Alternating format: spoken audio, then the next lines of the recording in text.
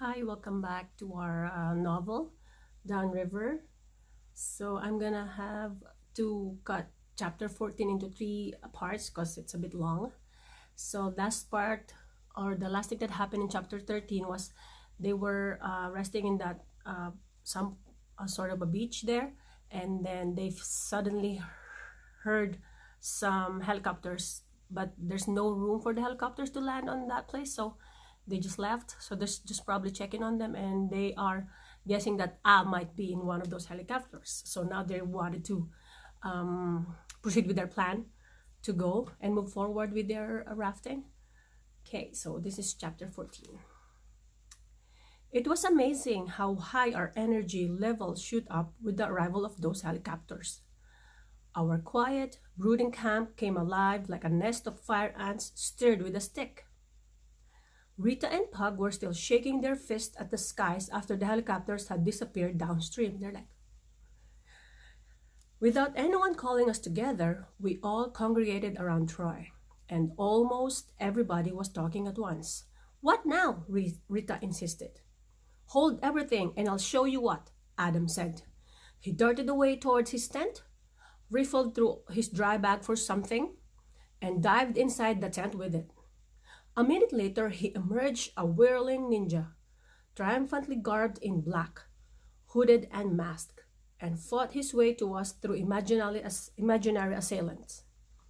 I saw him wince in pain as he sprang from a boulder. He must have taken a hit from one of those many enemies. He even had a samurai sword slung around his back. He circled us, jabbing and kicking as we cracked up. Only the darting eyes of the ninja showed.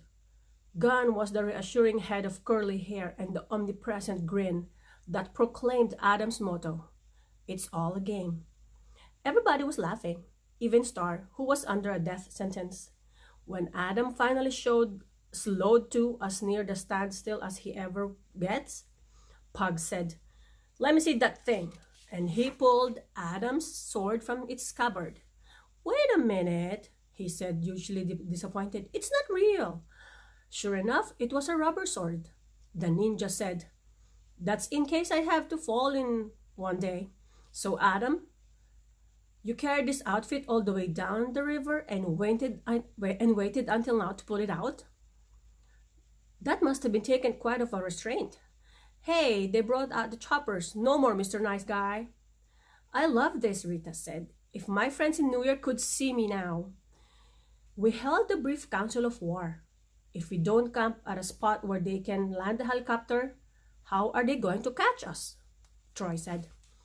Back in our tent, Star and I got dressed all over again after thinking how cold we've been the day before. This time we started with our long johns. It's always much colder out in the boats, over the water, than it is on shore. As we discovered the day before, when the sun isn't shining, and it makes all the difference in the world. We struck the tent and packed our dry bags, leaving our yellow rain slickers out where we could get to them. I'd been thinking hard, and while I still have the chance to took hold of Star and looked in her eyes, "Star, I've been remembering another one of your tarot readings. A beautiful girl pouring water in front of a ring of stars. I asked you what it meant, and you said hope and inspiration. You promised me you'll image that reading today with all your heart?" She seemed like she was going to cry. "I will, Jessie. I promise. Thanks." "Star, maybe I don't take it as far as you do, but I really do believe in positive thinking. I could sure use a lot of it myself." We looked up to see Adam, still in ninja regalia, limping over to us. "Jessie, I have a little problem." He leaned back and lifted the sole of his right foot, revealing a nasty puncture wound. Star and I winced. He had a puncture under the arc, half the diameter of a dime. "How do you do it?" Star asked. "Stepped on a little stick barely under the sand. It's all I can figure." "While you were playing ninja? You came down pretty hard on that stick, I bet." "Sorry, Mama-san. I'm a bad boy, hey?" You were a little bad, Ninja. Star, would you get the first aid kit? We better clean it up and try to bandage it.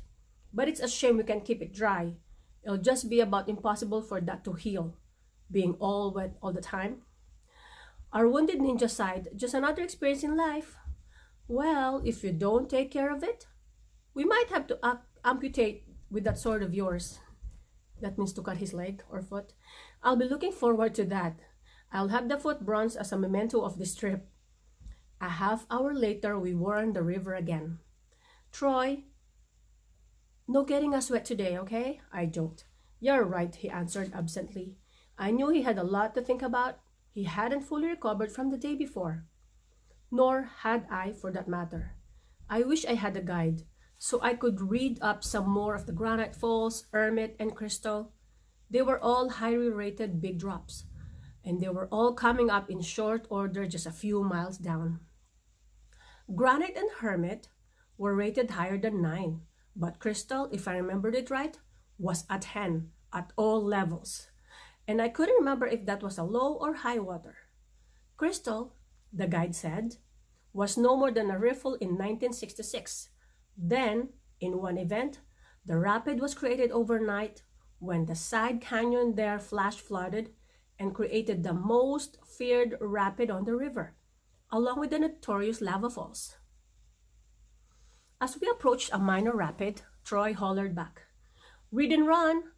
And we started down the tongue as I prayed in vain for a dry ride. The first healthy wave put enough water in the boat to start my feet freezing. I bailed at the bottom as dry as possible once we passed through the tail waves, but the damage was done. Behind us, the paddle raft made a flashy fashion statement in their yellow slickers. 4 yellow ducks led by a ninja, I remarked to Troy. Troy and I were also wearing our slickers. For the moment, I felt warm, except for my feet. I wondered if Adam was already soaked. Maybe he can tolerate it, I thought. His fires are always burning so brightly, and paddling helps you stay warm. I wondered if Freddy's feet were cold. Troy, do you think Al was in one of those helicopters? Don't know. I was looking, but with their helmets, I couldn't tell. Who cares about Al? Did you ever think he would trick us like he did? I never thought of it for a second. Why did he even hike in the hands? Why didn't he hike in at the Phantom? He knew we'd scout hands. He was afraid we'd blow by Phantom. He had to make sure we'd stop there. Of course, but if he intended to stop us by Phantom, why didn't he just talk with us about it and make us a deal or whatever? Troy looked at me as if he couldn't believe how naive I was. Control. It would have burned him to negotiate with us. The guy's used to being a dictator. And Jesse, it really aggravates me to have you keep bringing Al up. Especially today, I wish you'd give it a rest. Troy had an ugly tone in his voice. I was about to suggest he lighten up, but then I realized for a moment that it must feel like what it must feel like to have Granite, Hermit, and Crystal in front of him. No wonder he was uptight. Maybe the way Troy can row these huge rapids so well is subconscious, I thought.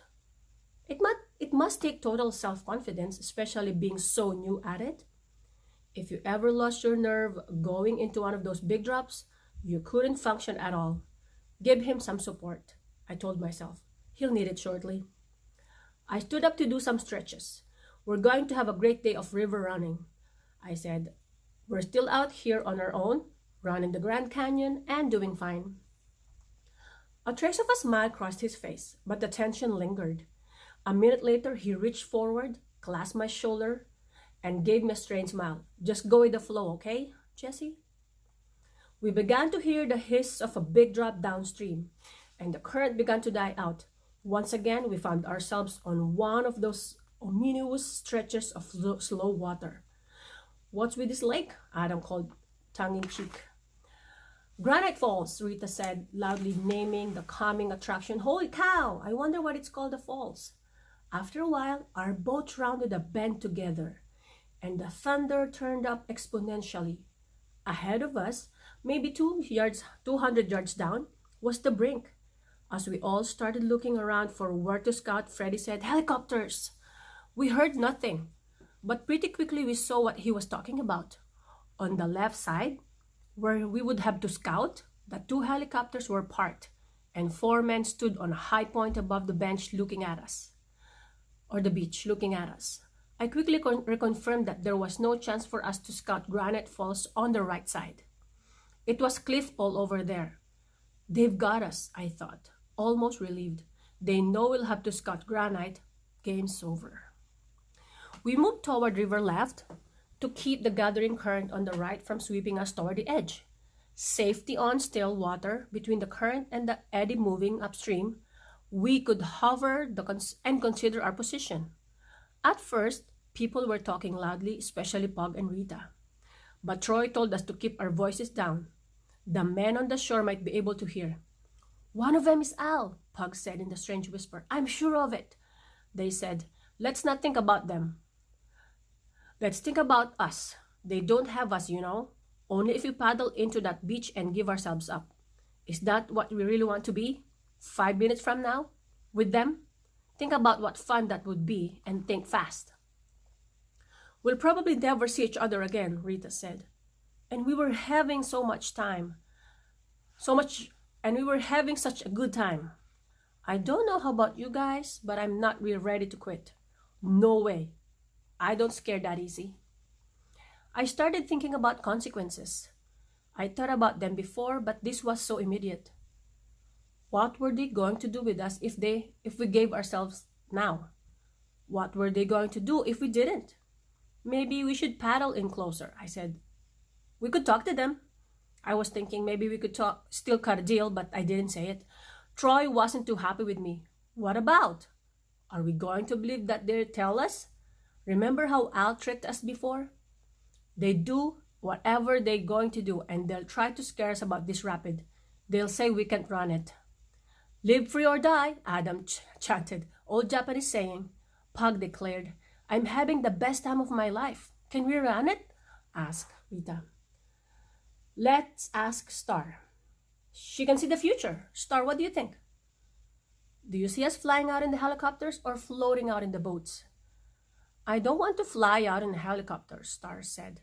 I was amazed she knew her mind so well, but then she was prepared to die. "I love the river. I want to stay with the rest of you for as long as I can. But don't do anything just because I say so." Troy was pleased. "Freddie, how about you?" Freddie said, "I don't mind living on rice. There's a lot of canyon I haven't seen yet." Because they only have rice for their food, right? I remembered back to the van when Troy had asked if we were up for the Grand Canyon. It all had hinged on Freddie. Once again, that seemed to be the case. I sensed how misleading it was to be asking Freddie. He was so different from the rest of us. Freddie was the only one I knew now, the only one who had so much of an idea in the first place what we might be getting into and how bad it could get. He was raised out in the elements of the Continental Divide. I surveyed the lowering clouds. What about the rest of us? The clouds were darker than they'd ever been half an hour before. Freddie, I realized, was only speaking for himself. He'd never pretended otherwise. He was assuming that we're all looking out for ourselves. It was a scary thought. "Let's run it," Freddie said. "It's not a 10 anyways." Living on rice, I thought, that's us. Living on rice and adrenaline. We circled back upstream on the eddy and then made for the current that was flowing to the right side of the rapid. The men on the shore were waving their arms, beckoning for us to come, but we were committed now to Granite Falls. I felt like a wild woman. "Wilderness therapy," I yelled at the top of my lungs. My heart is going berserk. Troy was standing up on his seat and scouting. The men were running for a vantage point close to the rapid, now that they could see we were going to run it. Behind us, Freddie was standing up on top of the load in the center of the paddle raft, but he wasn't as close to the edge yet as we were. "Good water down the right," Troy hollered back. "Rocks center and left. Watch where I enter, stay off the cliffs. Look nasty." Okay, that's gonna be for the first part of chapter 14.